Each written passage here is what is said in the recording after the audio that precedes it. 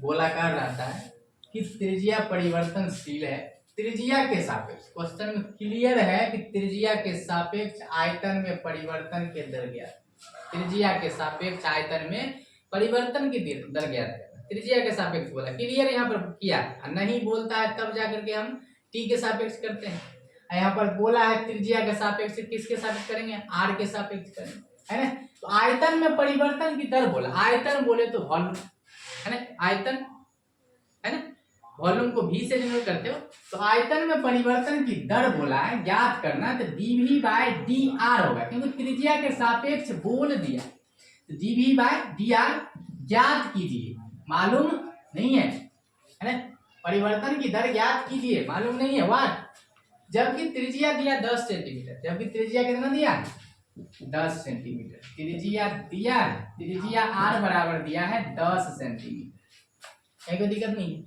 अब यहाँ पर फार्मूला किसका लगाते हैं हम, तो गोले का आयतन, क्योंकि बोला एक गुब्बारा जो सदैव गोलाकार रहता है, तो गोला का आयतन क्लियर है ना। यहाँ पर लिख दो गुब्बारा का आयतन, गुब्बारा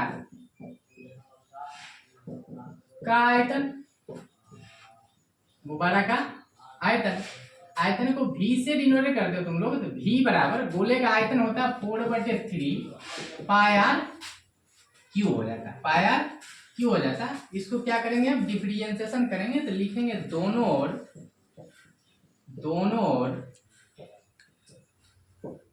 आर के सापेक्ष, आर देखो त्रिज्या बोला ना, त्रिज्या के सापेक्ष, तो यहाँ पर लिख देंगे आर के सापेक्ष, आर के सापेक्ष।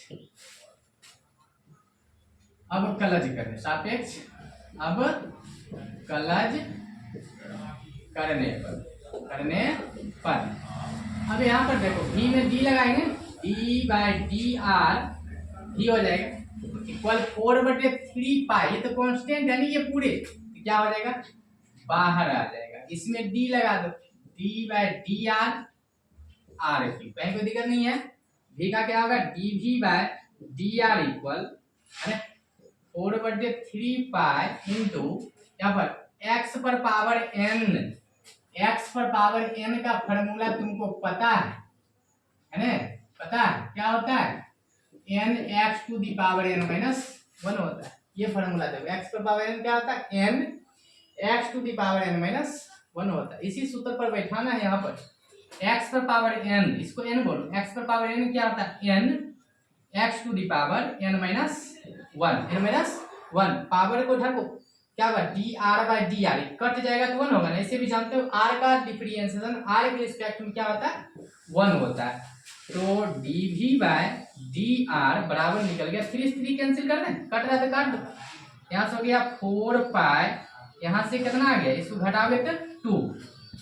अब यहाँ पर देखो dv बाय डी आर बराबर हो गया 4 पाई, r का मान देखो कहीं है, r का मान दिया देखो कि 10 है, सेंटीमीटर पूरे का होल स्क्वायर।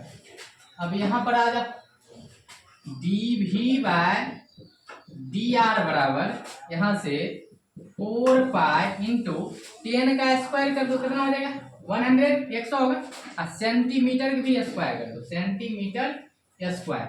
अब dv by D R by 4, इसको गुना करो, तो इसको गुना करोगे कितना आ जाएगा 100 के 4 से 400 पाई सेंटीमीटर स्क्वायर। अब आया स्क्वायर में, लेकिन आयतन होता है किसमें, क्यू में, इसको क्यू लाने के लिए क्या करें, सेंटीमीटर से गुना और सेंटीमीटर पर सेकंड से गुना कर दो यहाँ पर, है ना।